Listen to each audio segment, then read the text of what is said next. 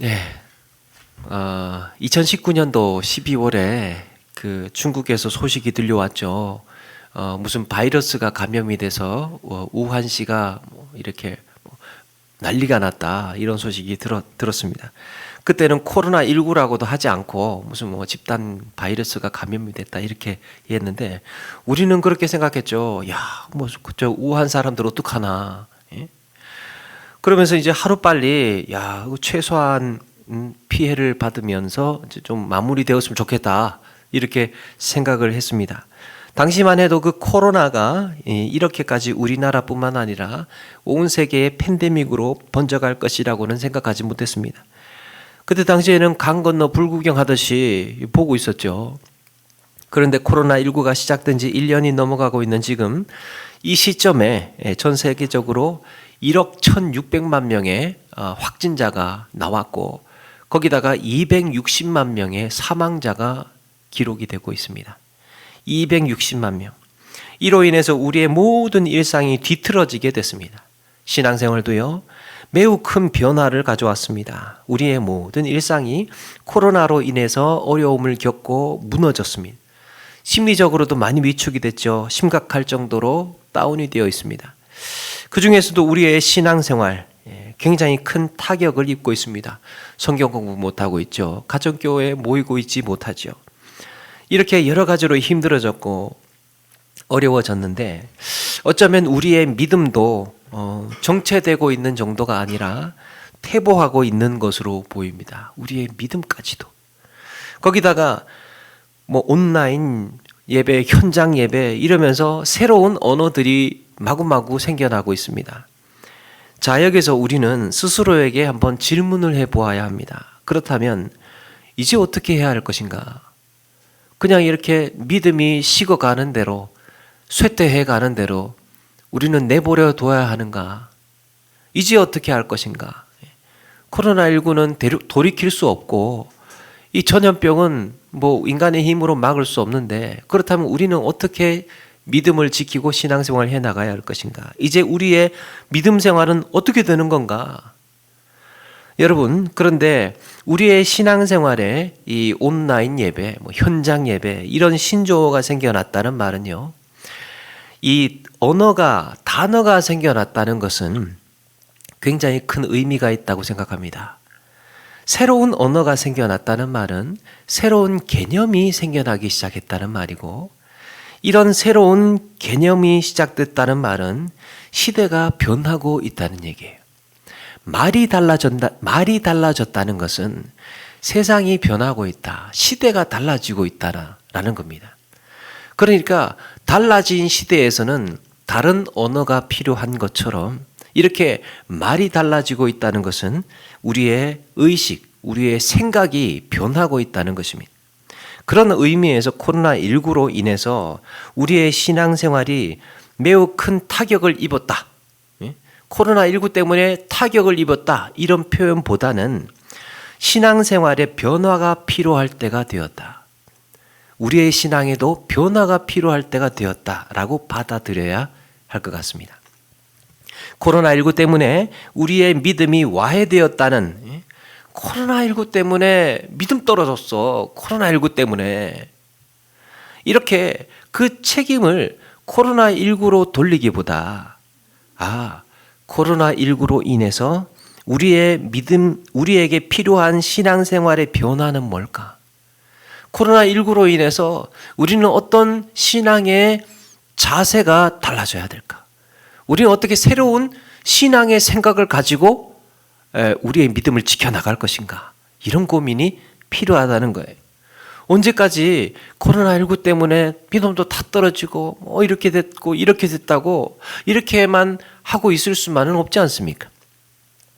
과연 앞으로 우리의 신앙생활의 환경은 어떻게 변해가야 하는 것인가? 나는 어떤 마음가짐으로 우리의 믿음의 성장과 성숙을 위해서, 내 믿음, 내 신앙의 성숙을 위해서 이 시대에 이렇게 노력해야 될 건가? 뭐를 바꿔야 되는가? 또 어떤 세상의 변화의 조짐을 뭐를 포착을 해야 되는가? 오늘 성경은 바로 이런 질문으로 고민하고 있는 우리에게 중요한 교훈과 도전을 주고 있습니다. 종말의 때에 함께 나누시는 가운데에 이 종말의 때를 맞이하고 있는 우리의 믿음의 삶을 진지하게 한번 이 시간 같이 돌아보고 또 지혜로운 신앙생활 함께 해나가시는 저와 여러분 되시기를 바랍니다.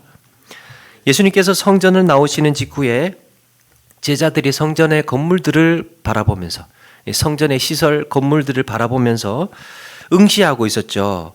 누가복음에는 이때의 상황을 이렇게 기록을 합니다. 어떤 사람들이 성전을 가리켜 그 아름다운 돌과 헌물로 꾸민 것들을 말하며 그랬습니다.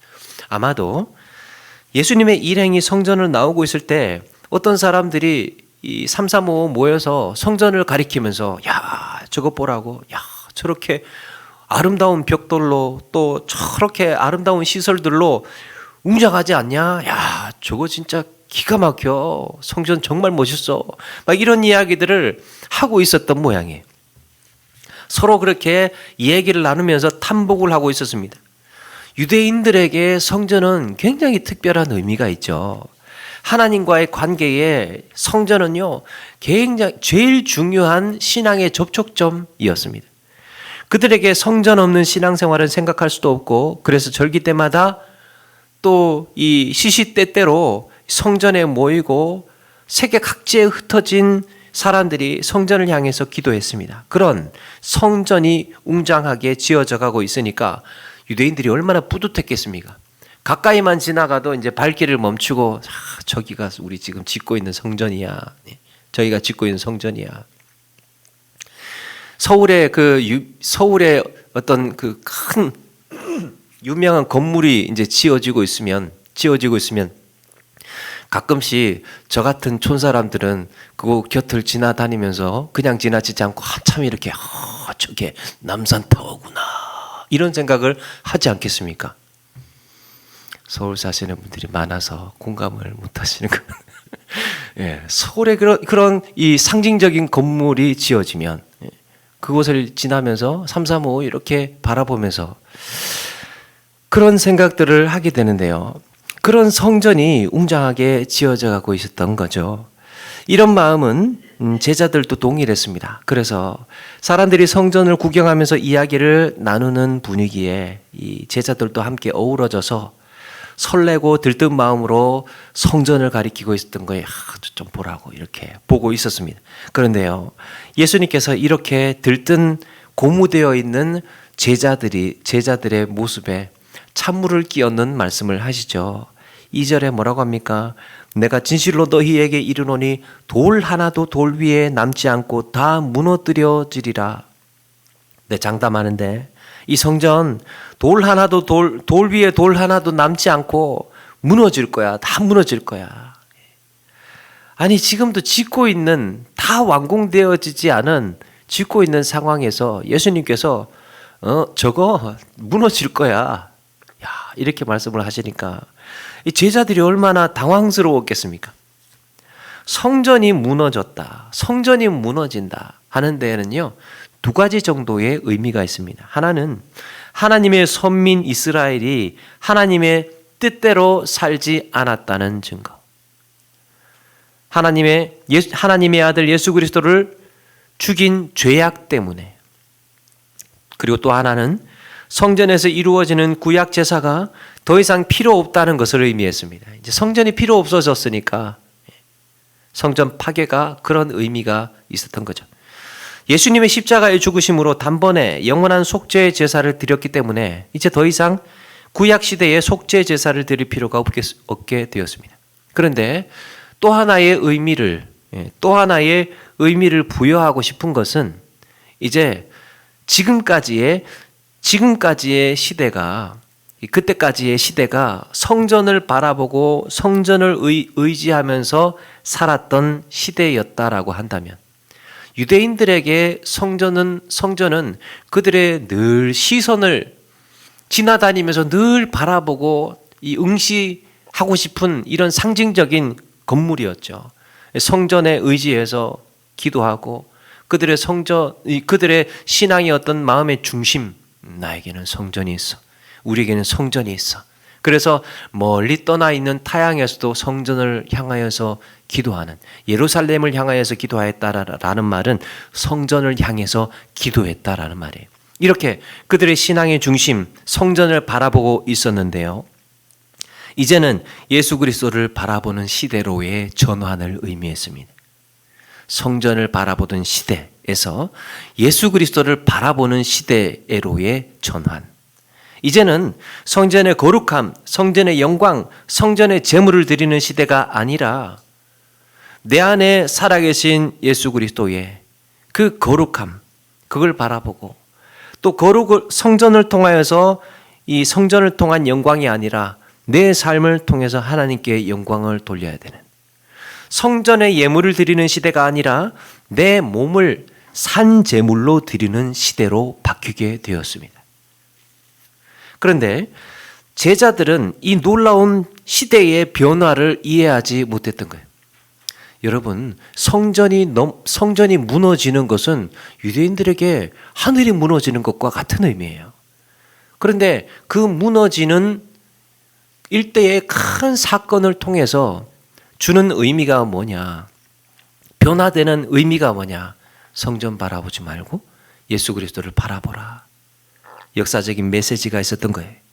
성전이 무너진다는 건 이런 의미가 있었습니다. 그래서 나중에 예수님께 묻습니다. 이 제자들이 의아해서, 예수님, 언제 이런 일이 일어나는 겁니까? 어느 때에 성전이 무너지는 겁니까? 주의 임하심과 세상의 끝에는 그때는 무슨 징조가 있습니까? 자, 여기서 여러분, 제자들의 질문과 예수님의 대답 사이에 주목해야 될 게 하나 있습니다. 제자들이 지금 궁금해하는 게 뭡니까? 제자들이 지금 궁금해하는 것은 종말의 때가 궁금한 거예요. 예수님, 언제 그때가 옵니까? 언제 성전이 무너집니까? 때가 궁금했던 거예요. 언제 주님이 오시게 되는 겁니까? 그런데 예수님은 종말의 때가 언제인지는 말씀하시지 않고 종말의 시대에 가져야 할 믿음의 태도를 말씀합니다. 종말의 때보다 종말을 대비하는 마음의 자세가 더 중요하다는 것. 종말의 시대를 살아가고 있는 영적인 각성이 우리에게 더 중요하다는 겁니다. 여러분, 종말이 오고 안 오고는, 종말이 언제 오는지는 사실은 그렇게 중요하지 않습니다. 종말이 언제 오는지는 물론 관심은 들겠지만 중요하지 않고, 더 중요한 것은요, 내가 종말을 맞이할 준비가 되어 있는가? 나는 지금 종말의 때를 맞이할 수 있는 신앙의 태도를 가지고 있는가? 믿음의 자세를 가지고 있는가? 지금 나는 그걸 준비되어 있는가? 이게 중요하다는 거예요. 그래야 종말의 때가 와도 그 종말이 나에게 의미가 있는 것입니다. 예수님은 뭐라고 하십니까? 사람의 미혹을 받지 않도록 주의하라. 언제 옵니까? 그러니까 그 대답하지 않고 너희들 사람의 미혹을 받지 않도록 주의해야 돼. 내가 그리스도라고 하는 사람들, 그런 사람들이 나타나서 미혹하게 될 거야. 또 뭐가 있습니까? 난리와 난리의 소문이 있을 것이다. 난리가 지금 날 것이다. 나라와 나라가 대적을 하고 곳곳에 기근이며 지진이 일어날 거다.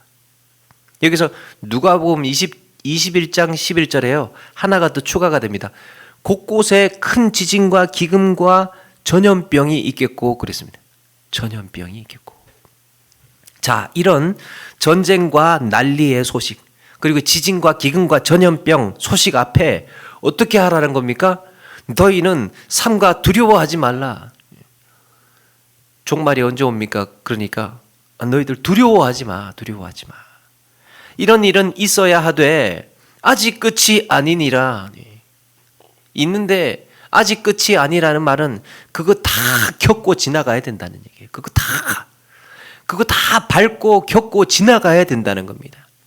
난리와 난리, 고난, 환난, 전염병, 기근, 지진, 전쟁, 이 모든 것들 우리는 다 뚫고 지나가야 된다는 거예요. 그러면 예수님의 대답은 종말의 징조는 제자들이 저 종말의 때가 언제입니까? 이렇게 물으면 종말의 때의 징조는 전쟁도 있겠고 난리도 오고 기근도 있고 전염병이 있을 거야. 이렇게 대답을 하셔야 자연스러웠을 텐데 예수님의 관심은 거기에 있지 않고 이런 일이 다 있어야 하되 아직 끝이 아니다. 오히려 이 모든 것은 재난의 시작이다 그래요. 재난의 시작. 난리가 나고 나라가 전쟁이 일어나고 기근과 전염병과 지진이 일어나는 이 모든 난리는 이제부터 시작이라는 사인이라는 거예요. 이제 시작이다. 그러면서 하시는 말씀이 뭡니까? 끝까지 견디는 자는 구원을 얻으리라. 끝까지 그거 다 견뎌내고 그거 다 참아내고 견뎌내는 사람. 뭘 견뎌내라는 겁니까? 그때까지 살아있으라, 목숨 붙어 있으라, 참아내라, 이런 말입니까? 아니에요. 아니죠. 믿음을 지켜내라는 얘기예요. 끝까지 견디는, 믿음을 지켜내는 자. 이런 혼란과 난리와 지진과 기근과 전염병, 이런 것이 우리에게 밀어 닥칠 때 끝까지 믿음을 지켜내는 자는 구원을 얻으리라는 겁니다. 종말의 때가 중요한 것이 아니라 종말의 시대를 열어갈 때, 그게 열려지게 될 때, 재난이 시작이 될 때 나는 과연 어떤 각오와 마음가짐으로 이 환란의 시대를 이겨나가야 할지를 말씀하고 계신 겁니다. 여러분, 종말의 때가 언제인지가 중요한 것이 아니라 그 시대, 종말의 시대를 살고 있는 내 신앙의 모습이 어떠해야 하는가가 더욱 중요하다는 것. 어마어마한 미혹이 해올 것입니다. 각처에서 전쟁이 일어나고요. 지진과 기근은 계속될 것이고 전염병으로 시련을 겪게 될 것이고 어쩌면 생각하기 싫지만 코로나19가 끝이 나면 또 다른 변종 바이러스가 생겨나서 우리는 그 전염병의 팬데믹의 도가니로 또 들어갈지도 모릅니다. 그리고 내 이름 때문에 모든 민족으로 미움을 받게 될 그때 내 이름을 위하여, 내 이름으로 인하여, 이게 뭡니까? 교회가 손가락질 받고, 교회가 미움을 받고, 교회가 세상에서 이렇게 이 비판을 받을 때, 한참 우리 지금 그 시절을 지나고 있지 않습니까? 그때 너희는 두려워 말고, 낙심하지 말고, 끝까지 견뎌내라. 구원은 바로 그런 자들에게 주어질 것이다. 여러분, 그런 의미에서 우리는 이미 시작된 재난의 시대를 살고 있다고 할 수 있습니다. 우리는 재난이 시작된 시대를 살고 있습니다. 언제 시작됐느냐? 예수님이 이 땅에 오신 후에 복음이 세상에 전파되기 시작하면서 재난도 함께 시작됐어요. 왜 그랬습니까? 예수님의 그 복음이요, 사실은 종말론적인 의미가 있습니다. 산자와 죽은 자를 심판하러 오시리라. 예수 그리스도를 믿는 자는 구원을 얻을 것이다. 그 소식이 복음이 전파된과 동시에 재난도 함께 시작이 된 거예요. 재난의 시대에 필요한 메시지가 바로 복음이었기 때문이죠. 초대교회는 말할 수 없는 그걸 크게 잡아서 10차, 13차 핍박 이렇게 구분해서 이야기할 정도로 황제가 바뀔 때마다 얼마나 많은 사람들이 죽어나갔는지 모릅니다. 그게 바로 고난의 시작이었던 거예요. 종교적으로 얼마나 많은 전쟁을 치러야 했습니까? 전쟁의 명분 속에 종교적인 문제 때문에 일어난 전쟁이 얼마나 많습니까? 지진과 기근은 말할 것도 없고 끊임없이 지금도 계속되고 있고요. 각 시대마다 전염병으로 엄청난 인명 피해를 입었습니다. 그리고 하나님은 각 시대마다 그때그때에 필요한 변화된 신앙의 모습을 우리에게 요구하셨습니다. 새로운 각성을 우리에게 요구하셨고 진정한 회개와 거룩의 회복을 요구하셨습니다. 여러분, 지금 우리가 겪고 있는 이 재난, 우리가 지금 통과하고 있는 이 재난의 터널이 무엇입니까? 코로나19죠. 다른 많은 사람들도 마찬가지겠지만 저 역시 이 코로나와 우리의 일상생활, 어떻게 돼야 되는 건가? 이런 참 많은 고민을 하게 됩니다. 코로나를 지내면서 교회는 어떻게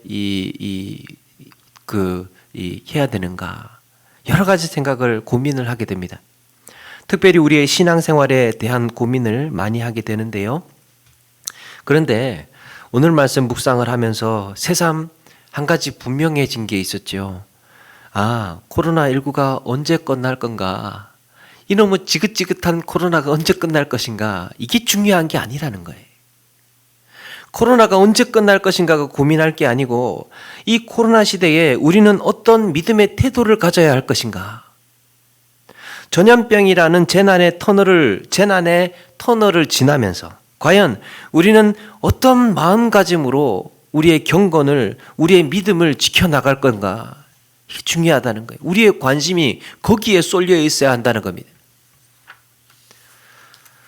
얼마 전에 한 철학자의 강연을 이제 영상으로 보면서 이제 저의 관심도 세균 바이러스에 이제 관심이 이제 생기게 됐습니다. 포스트 코로나 팬데믹 이후의 시대 무엇이 달라지고 어떻게 변화될 건가 이런 것들을 이제 여기저기 찾아서 보게 되는데요. 그 영상을 보면서 이제 제가 가진 이런 고민들을 또 하나하나씩 정리해 보게 됐습니다. 그 이야기 중에 이런 식의 이제 이야기를 합니다. 요즘에는 자주 떠오르는 하나의 단어가 있습니다. New Normal이라는 단어가 있죠. 새로운 표준. 기존에 가지고 있던 우리의 가치, 우리의 생각, 우리의 의식으로는 코로나 이후에 맞이하게 되는 이 새로운 변화된 세상에는 적응하기가 어렵다. 도태되고 쇠퇴해 갈 것이다. 그래서 이 새로운 기준이, 새로운 표준이, 또 새로운 가치가 필요하다. 이 뉴 노멀이라는 말은 벌써 한 15년, 16년 전에 나왔던 말이긴 한데 요즘 들어서 부쩍 우리에게 많이 이제 회자가 되고 있습니다. 그런데 이런 시대의 변화는 역사를 통해서도 끊임없이 변화왔습니다. 사실은 세상은 계속해서 변화되고 있는 과정이잖아요. 그런데 이 변화가 오랜 기간을 두고 오랜 텀을 두고 서서히 우리도 느끼지 못할 정도로 변화되는 것이 있는가 하면 또 어떤 경우에는 급작스럽게 급격하게 확 뒤집어지는 변화도 있습니다. 세계의 변화 중에. 그래서 매우 급격하게 변화되는 계기가 세 가지가 있다고 합니다. 그 하나가 전쟁, 그리고 또 하나가 혁명, 그리고 또 하나가 전염병, 팬데믹. 그래서 이런 전쟁이나 혁명이나 전염병은 굉장히 우리의 의식을 급격하게 변화시키는 과격한 계기가 되는 거죠. 그래서 전염병이나 전쟁 또 혁명을 겪고 나면 이전과 이후가 이 비포와 애프터가 확연히 크게 달라진다는 거예요. 여러분, 혁명이 일어나고 나면 그래서 혁명이 성공적으로 이루어지게 되면 그때부터는요. 혁명 이전의 생각으로 살아가기가 힘들어집니다. 사회에서 혁명이 일어나고 그것이 성공되고 나면 그 이전에 혁명이 일어나기 전의 생각으로는 살아가기가 힘듭니다. 살 수 있을지 모르죠. 살아가긴 살아가겠죠. 그런데 대신에 큰 비난과 손가락질을 받죠. 또 전쟁이 일어나면 그 전쟁 이전의 세계와 이후의 시대가 완전히 달라지게 됐죠. 전쟁 때문에. 전쟁을 겪으면서 가족을 잃어버릴 수도 있고 또 헤어질 수도 있고 그렇게 해서 이상가족이 생겨나기도 하고 우리의 경제 구조라든지 때로는 먹고 살기 위해서 직업이 달라진다든지 이 전쟁을 겪고 난 다음에 얻게 되는 엄청난 충격으로 인해서 나는 어떻게 살아가야 될 것인가에 대한 목표라든지 의미라든지 이런 것들이 전쟁을 통해서 급격하게 달라지게 되는 거죠. 전염병도 마찬가지입니다. 전염병이 일어나게 되면 전염병이 일어나기 전과 일어난 후에 세계가 완전히 달라지게 됩니다. 이렇게 완전히 달라져서 새로운 형식, 새로운 구조를 갖추어 가는 것. 그것을 우리는 뉴 노멀이라고 이야기를 합니다. 자, 그래서 지금 이 팬데믹을 생각을 하면서 과거를 한번 되돌아보면 우리는 이 위기가 올 때 또 시련이 닥칠 때 자주 생각하게 되는 게 뭡니까? 과거에는 어떻게 했을까? 내 경험이 없다면 우리 인류의 과거는 어떻게 이것을 헤쳐왔을까? 또 이런 비슷한 경험은 있었을까? 이런 생각을 하게 되죠. 인류 역사에서 전염병으로 이 팬데믹으로 인상적인 사건이 하나 있죠. 그게 바로 중세 유럽에 일어났던 패스트입니다. 패스트는 흑사병이라고도 하죠. 그런데 이 패스트를 지나면서 유럽 사회가 굉장히 큰 격변의 도가니로 몰아가게 되는데요. 가장 큰 눈에 띄는 것은 유럽 인구의 3분의 1의 사람들이 죽었다고 그랬죠. 그러니까 유럽 인구의 3분의 1의 인구가 줄어들게 된 거예요. 줄어들게 되었다는 것으로 끝나는 게 아니고 패스트가 창궐할 때 그 사회의 구조, 사회의 신분은 크게 두 가지가 있었습니다. 하나는 귀족과 하나는 평민. 귀족과 평민, 영주와 농노 두 가지로 구성되어 있었는데 사람들이 많이 죽었습니다. 특별히 노동자들이 죽었어요. 평민들, 서민들이 죽었습니다. 이 노동자들이 많이 죽다 보니까요, 노동력이 귀해졌어요. 값싼 농노들의 노동력으로 버티던 영주들이 갑자기 힘을 잃게 됩니다. 패스트로 인해서 이 도미노처럼 일어나게 되는 그 사회 변화.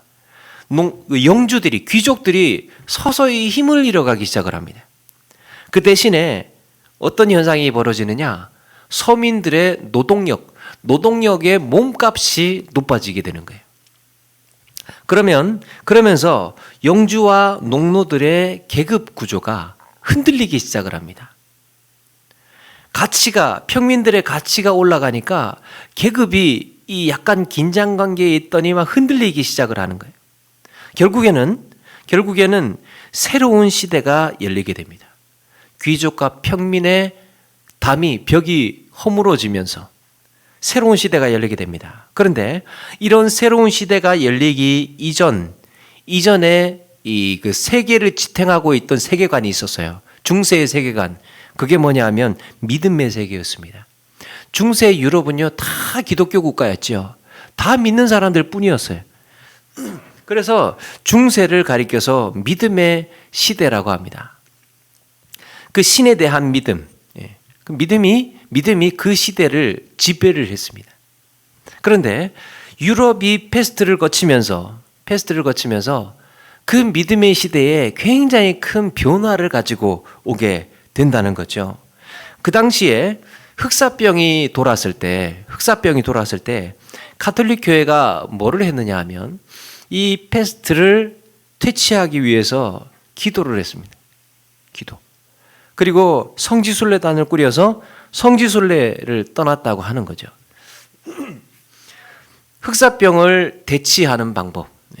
기독교 전체 카톨릭에서는 기도하고 성지순례를 떠나는 이런 대처 방법을 사용을 했습니다. 그런데 그 중에서 이제 이 믿지 않는 사람들이라든지 어떤 다른 방법을 좀 시도해 보는 사람들이 생겨났는데요. 어떤 사람들은 이 흑사병을 의학으로 과학적인 방법으로 시도해 보려고 했습니다. 여러분, 이거 우리는 당연히 의학적으로 해야 되는 거 아니냐 이렇게 생각을 할 수 있지만요, 그 시대의 세계관이 뭐라고 했습니까? 믿음의 세계라고 그랬죠. 그래서 이런 질병이 돌게 되면 이거는 하나님의 저주라고 생각을 했던 거예요. 그 시대는 전체가 다 감기만 들어도 귀신이 씌었다든지 이 하나님의 저주를 받았다라든지 이렇게 생각하고 있던 그런 시대에 의학적인 방법으로 실제적이고 합리적이고 이 과학적인 방법으로 접근하려고 생각을 조차 못했다는 거죠. 그런데 그 와중에 의학적이고 과학적인 방법으로 접근하려고 했던 사람들이 있었다는 겁니다. 결과는 어떻게 됐을까? 당시 패스트의 사망률이 30% 정도, 보통 30%였었는데 일반 그 의학적이고 과학적인 방법을 사용해서 이 방역을 했던 사람들의 사망률은 30% 정도였다고 합니다. 그런데 무조건 그냥 덮어놓고 우리는 기도해야 돼. 기도해야 돼. 마스크 안 쓰고 무조건 뭐예요? 무슨 전염병, 무슨 조현병. 하나님이 다 지켜주셔. 뭐 이렇게 해가지고 모여서 그냥 이런 거 저런 거 다 무시하고 완전히 그냥 이 맹목적인 믿음으로만 했던, 또 성지순례를 팀 꾸려가지고 성지순례단을 꾸려서 그렇게 떠났던 이 가톨릭 교회는요 45%가 나왔다고 합니다. 사망률이. 그러니까 그러다 보니까 결과가 달라지다 보니까 옛날에는 무조건 기도하고 뭐 다 하면 다 될 줄 알았는데, 아니 다른 방법으로 예를 들면 뭐 마스크를 써본다든지 뭐 어떤 손발을 씻는다든지 청결을 유지한다든지 사람들과 격리한다라든지 오히려 이런 과학적이고 의학적인 방법을 이렇게 사용했던 이 사람들이 결과가 성공적으로 나오다 보니까 사회에 묘한 분위기가 발생을 합니다.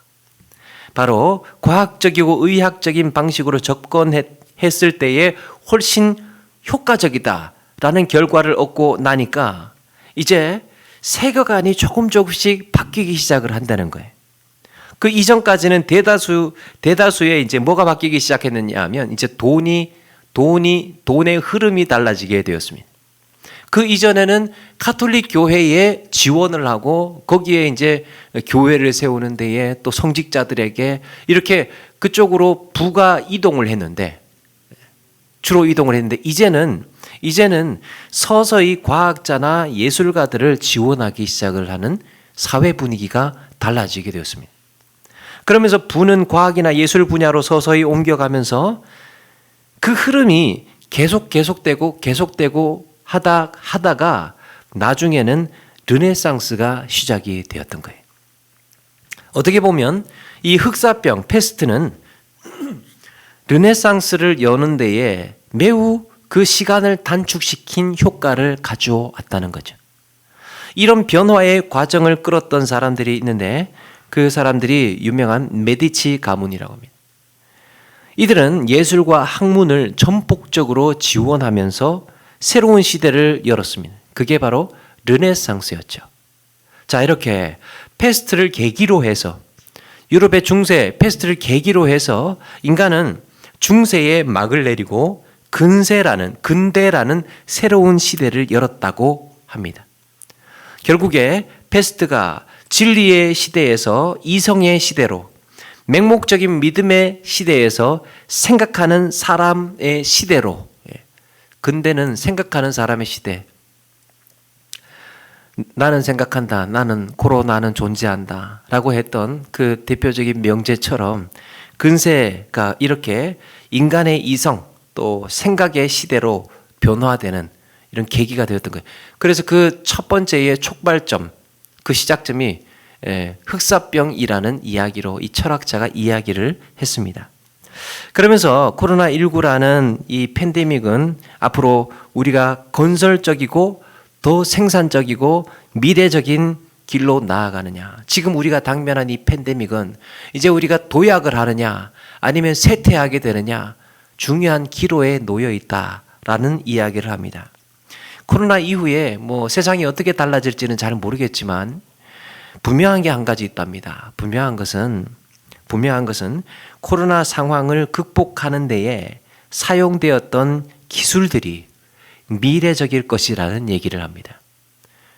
팬데믹 그 흑사병을 이겨내는, 흑사병을 극복해 나가는 그 방식이 그 흑사병 이후의 시대를 주도해 갔다면 이번에 코로나19를 지금 우리가 극복해 나가는 이 방식이 포스트 코로나 이후의 시대를 주도해 나가는 방식이 되지 않을까, 이런 이야기를 합니다. 그런 점에서 팬데믹 이전의 시대에 비해서 여러분 어떤 것이 더 강화가 됐습니까? 온택트, 온라인이 강화가 됐죠. 온라인. 이전에도 무슨 주문이라든지 뭐 어떤 택배라든지 이런 것들이 많이 이제 발전하게 했지만 코로나를 겪으면서요 훨씬 더 50%가 더 증가를 했다고 합니다. 또 이렇게 팬데믹 이후에 세계에는 그 온라인이 강화되었다. 또 언택트가 중요한 이슈로 또 오르게 되었다. 이 말은 개인화가 강화된다는 거예요. 혼자 있어야 하고 혼자 문제를 해결해야 되는, 나 스스로의 어떤 일들을 처리해야 하는. 예전에는 예전에는 그 재택근무를 생각할 수도 없었죠. 무조건 출근해야 하던 거였는데 한 1년 가까이 재택근무도 해보고 뭐 화상으로 채팅도 해보고 그렇게 해보니까 또 할만 하게 되더라는 거예요. 해보니까. 바로 개인화된 세상으로 변화될 거라는 예견을 합니다. 그 팬데믹 시대와 무슨 인공지능 시대라는 또 그 강연을 보니까요. 그 카이스트의 한 교수님이 나와서 그런 얘기를 해요. 그 이전에 그 온라인으로 수업을 한 1년 정도 하다가 보니까 학생들 중에서 그런 얘기를 한답니다. 아, 이 팬데믹이 끝나고 나도 우리 온라인으로 수업하는 사람들, 하고 싶은 사람들 하도록 하자, 해주십시오. 그러니까 현장 강의를 하고 싶은 사람이 현장 강의하고 온라인으로 하고 싶은 사람은 온라인 강의하고. 처음에는 요만한 모니터에 거기서 이 뭔가 강연을 듣고 배우고 공부하고 한다는 것이 불편하고 힘들었는데 자꾸 해보니까 그게 또 그 나름대로 또 장점도 있고 그 움직여서 자기의 시간을 더 효과적으로 효율적으로 사용할 수 있는 이런 시대로 또 되더라는 거죠. 저는 이 강연을 이렇게 쭉 들으면서 조금 나름 이제 한편으로 좀 마음의 불편함이 있었습니다. 이분은 이제 인문학자다 보니까 이 기독교 신앙을 배려하고 이야기를 하는 게 아니었죠. 그래서 그러면 중세 시대의 패스트를 겪으면서 이 기독교의 몰락을 가져왔나? 믿음의 세계는 문을 닫고 이성의 시대, 생각의 시대가 열렸다고 한다면 뭐 그대로 이렇게 끝이 나는 건가? 이런 질문을 해보았습니다. 그런데 여러분, 그 굉장히 중요한 사건을 우리는 한 가지 기억을 해야 합니다. 중세 시대에서 근대로 넘어오면서 오히려 기독교는요, 새로운 믿음의 시대를 맞이하게 됩니다. 그게 바로 개신교의 탄생이에요. 종교 개혁입니다. 그분의 논리로 말한다면 중세 유럽을 공포의 도가니로 몰아넣고 믿음의 시대가 끝이 나고 이성의 시대를 열었다고 한다면 종교 개혁이라는 오히려 믿음의 시대가 열렸던 거예요. 우리는 각성하고 이때 우리는 성경으로 돌아가자. 얼마나 혼란스럽고 이 교회가 기울어져 가는 가운데에 회의해 보지 않았겠습니까? 반성해 보지 않았겠습니까? 왜 이렇게 가톨릭 교회가 기울어져 가고 있지? 왜 이렇게 사람들은 한 사람 한 사람 멀어져 가고 있지? 거기에 대한 질문에서 나온 게 종교 개혁이었다는 거죠. 성경으로 돌아가야 되겠구나. 교회의 체계가 부패되어 있구나. 교회의 교권이 너무 과도하게 이 인간의 욕망으로 장악을 하고 있구나. 이런 질문에서 나왔던 거죠. 그래서 오직 성경, 오직 은혜, 오직 믿음이라는 구호로 교회가 개혁되지 않았습니까? 결국에 패스트는 우리의 믿음을 더욱 성경적인 세계관으로 바꾸어 놓는 계기가 되었고요. 여러분, 근대에 들어오면서부터 오히려 전 세계로 복음의 물결이 파급이 되는 폭탄 역할을 했습니다. 근대에 들어오면서 웨일즈라든지 미국의 부흥이라든지 대각성 운동이라든지 또 거기에 그 물결을 타서 이 우리나라의 빌리 그레함 목사님이라든지 또 이 그 수많은 부흥사들을 낳았고 또 큰 부흥의 물결이 근대로 오면서 훨씬 더 오히려 그 이전 비교를 해보면 그 이전의 중세시대에는 얼어 있고 경직되어 있고 꼼짝도 하지 않던 그 믿음의 세계가 오히려 이 급물살을 타고 포문이 열린 것처럼 더 활성화가 되고 복음이 폭발적으로 증거되는 기회가 되었습니다. 흑사병, 이것이 기독교를 쇠퇴시킨 것이 아니고 결국에는 결론적인 얘기지만 흑사병으로 인해서 우리의 믿음을 새롭게 각성하는, 성경으로 더욱 돌아가게 만드는 이런 계기를 만들었다라는 겁니다. 여러분, 코로나19로 인해서 교회가 문을 닫고 비난을 받고 미움을 받고 예수 믿는 사람들이 떠나가고 그래서 기독교가 쇠퇴해 가는 건 아닌가 이렇게 생각을 하기가 쉽죠.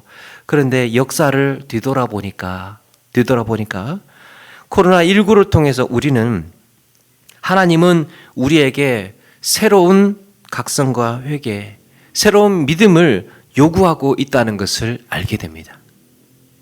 오늘 말씀 12절에 말세에 불법이 성함으로 많은 사랑이 식어지리라 그랬습니다. 불법이 성함으로 사랑이 식어지리라. 사도 바울은 이 말세에 사랑이 식어질 때 사람들의 마음이 어떻게 변해갈 것인지를 설명을 했습니다. 디모데후서 3장 1절 이하에 너는 이것을 알라. 말세에 고통하는 때가 이르러 사람이 자기를 사랑하며 돈을 사랑하며 자랑하며 교만하며 비방하며 부모를 거역하며 감사하지 아니하며 거룩하지 아니하며 무정하며 원통함을 풀지 아니하며 모함하며 절제하지 못하며 사나우며 선한 것을 좋아하지 아니하며. 지금 우리의 사회에 또 우리의 시대에 우리의 마음을 그대로 이렇게 선명하게 표현해 주고 있지 않습니까? 그러면서 디모데후서 3장 5절에 가면 이런 말씀을 합니다. 경건의 모양은 있으나 경건의 능력은 부인하니 이 같은 자들에게서 네가 돌아서라. 경건의 능력. 지금까지 한국 교회의 역사를 이렇게 뒤돌아보면요, 우리의 신앙생활의 중심은 집회 중심의 신앙생활이었죠. 집회 중심. 주일날 모이고, 주일 오후 예배 모이고, 수요 예배 모이고, 금요 예배 모이고, 새벽 기도로 모이고, 매번 또 있는 부흥의 집회, 여러 가지 집회로 모였습니다. 그래서 집에 있는 것보다 이 교회에서 모이는 시간이 많던 시대가 있었습니다. 한 30년 전만 하더라도 교회에서의 교회 생활이 주를 이루는 그런 생활을 많이 해왔어요. 물론 우리는 이렇게 할 수 있는 대로 모여야 하고 또 이 연합을 하고 함께 사역을 하는데 애써야 됩니다. 모이기를 힘써야 하기 때문에 그렇죠. 성경에서 그렇게 말씀하는데, 그런데 여러분, 코로나19 시대에 우리가 이 시대에 특별히 주목해야 하는 부분이 있어요. 이 시대에 특별히 주목해야 하는 부분이 있는데 그게 바로 개인 경건 생활이에요. 개인 경건 생활. 예전에는 하도 많이 모이다 보니까 자주 모이고 많이 모이다 보니까요, 그 모임에서 갖는 은혜, 모임에서 얻게 되는 이 공동체 의식, 서로의 이 교감, 이런 것으로 우리는 신앙을 지키기에 크게 어렵지 않았던 것 같아요. 근데 이제는 세상이 이렇게 시대가 변해지면서 개인화가 강해지다 보니까요, 우리에게 필요한 게 그겁니다. 개인 경건 생활. 개인적인 기도 시간을 가져야 되고, 이제는 내가 좀 의도적으로 스스로 말씀 묵상의 시간을 가져야 되고요. 모여서 하지 못하는 일들을 내 개인적으로 충족해야 하는 시간이 필요합니다. 그게 변화에 적응하는 것. 이 변화에 적응하지 못하면 어떻게 된다는 거예요? 쇠퇴해 간다는 거예요. 쇠퇴해. 우리의 믿음은 무너질지 모른다는 겁니다. 개인의 사명에 대해서 진지하게 돌아보아야 하고, 나는 어떤 방법으로 헌신해야 할 것인가? 나는 하나님 앞에 어떻게 나아가야 할 것인가? 나는 어떻게 사역을 해야 할 것인가? 나는 어떻게 봉사해야 할 것인가? 이게 각자의 재능에 또 달란트에 따라서 각자가 그렇게 생각을 하고, 교회는 거기에 대한 허브 역할, 네트워크의 허브 역할을 하면서 아이디어를 제공하고 또 서로의 연락 교제를 만들어내고 이제 하는 역할은 같지요. 그런데 더 특별히 생각해야 할 것이 바로 이런 개인 경건 생활을 어떻게 할 것인가. 거기에 대한 변화가 일어나야 된다는 거예요. 교회에 모이지 못함으로 인해서 우리는 자연스럽게 믿음이 힘을 잃어가고 경건의 능력을 상실해가고 있었던 거예요. 모이지 못하다 보니까. 근데 그걸 의식하지 않고 그냥 모이지 못하는구나로 끝나면 안 된다는 거예요. 지금 이제는 이렇게 옛날처럼 수일 예배, 주요 예배, 금요 기도회, 집회, 부흥회, 주일 예배, 오후 예배 참석하지 그때마다 다 하지 못하니까, 그러면 그걸 채울 수 있는 신앙생활의 변화는 어떤 것이 있어야 되느냐? 개인 경건 생활로 채워야 된다는 거예요. 사랑하는 여러분, 코로나19로 인해서 지칠 대로 지쳐있는 우리에게 성경은 이제 새로운 변화의 때가 되었다고 말씀하고 있습니다. 재난이 시작되었으니까 믿음도 포기하고 세상의 흐름을 따르라고 말씀하고 있는 것이 아니라, 오히려 지금이야말로 새로운 믿음의 각오가 필요하고 개인의 경건의 능력을 키워야 할 때라고 말씀하고 있습니다. 재난이 시작됨과 함께 우리 개인 경건의 능력을 키워야 합니다. 밖에 나가서 운동하지 못하면 우리가 있는 그 자리에서 운동해야 하는 것처럼, 모이지 못하면 혼자서 할 수 있는 개인 경건의 여러 가지 방법들을 찾아내고 성경 필사를 한다든지 말씀 묵상을 한다든지 또 서로에게 더욱더 친밀하게 전화 연락을 한다든지, 이렇게 서로 이렇게 교제하고 신앙생활, 경건생활, 위로와 격려하는 이런 것들이 오히려 더 언택트하는 가운데서도 강화되어야 된다는 거예요. 지금의 신앙의 습관, 지금의 기도의 생활, 지금의 예배의 태도를 변화시키지 않는다면 안 되는 때가 되었습니다, 여러분. 이거 변화시키지 않으면 안 되는 때가 되었습니다. 그렇다고 해서 우리의 신앙생활에 어떤 뭔가 획기적이고 뭔가 특별하고 뭐를 변화시켜야 되느냐?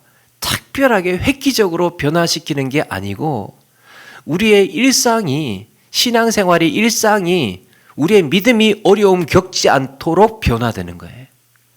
우리의 신앙의 수위가 낮아지지 않도록 대체할 수 있는 신앙의 태도, 자세, 이게 변화되어야 된다는 거예요.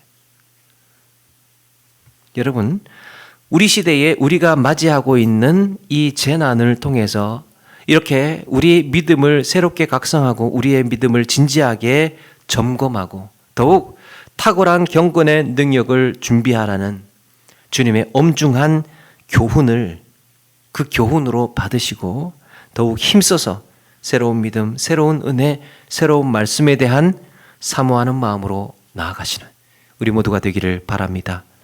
말씀을 마칩니다. 여러분, 옛날에는 우리는 이렇게 그리워할 수 있습니다. 옛날에는 집회하고 이렇게 모여서 신앙생활 할 때가 참 재밌었는데, 예전에 정말 저 같은 경우에는 이제 이불 덮어 쓰고 이제 전기놀이 하고 수건 돌리기 하고 그렇게 교제하면서 신앙생활 하고 게임하고 그럴 때 참 재밌었는데, 예전에는 이렇게 신앙생활을 했는데 하는, 여러분, 그때 그 시절로 다시 되돌아가기는 어렵습니다. 그때 그렇게 했던 똑같이는 이제 신앙생활을 하기가 어려운 시대가 되었어요. 시대가 그렇게 변해졌습니다. 이제 우리는 그런 마음을 내려놓고 우리에게 닥친 이 팬데믹을 통해서 과연 내 믿음의 변화, 내 믿음의 자세 어떻게 추스리고 바로잡아야 되는가, 거기에 집중해야 된다는 거예요. 이제 앞으로 내 개인의 경건의 능력을 배양하기 위해서 나는 어떤 실천을 해볼 건가, 인격적으로 영적으로 성숙한 그리스도인 되기 위해서 내 묵상, 나의 묵상, 또 나의 기도, 이런 생활에 어떤 변화를 가져야 할 것인가 우리는 진지하게 돌아보고 실천해 나가야 할 줄로 믿습니다. 그래서 새로운 시대에 새로운 믿음의 자세, 새로운 다짐과 결단으로 살아가시는 저와 여러분 되기를 주의 이름으로 축원합니다.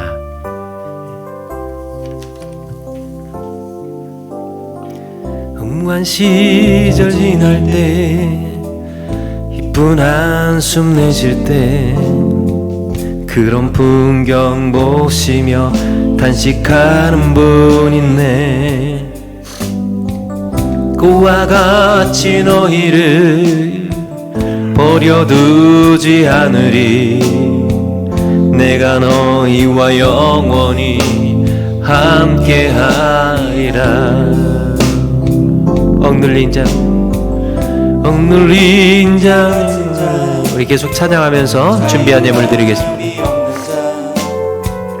피난처가 되시는 성령 계시네. 주의 영이 계신 곳에 참 자유가 있다는 진리의 영이신 성령이 오셨네. 성령이 오셨네. 성령이 오셨네. 내 주에 보내신 성령이 오셨네. 우리 인생 가운데 친히 찾아오셔서 그 나라 꿈꾸게 하시네. 성령이 오셨네. 성령이 오셨네. 성령이 오셨네. 내 주에 보내신 성령이 오셨네. 우리 인생 가운데 친히 찾아오셔서 그 나라 꿈꾸게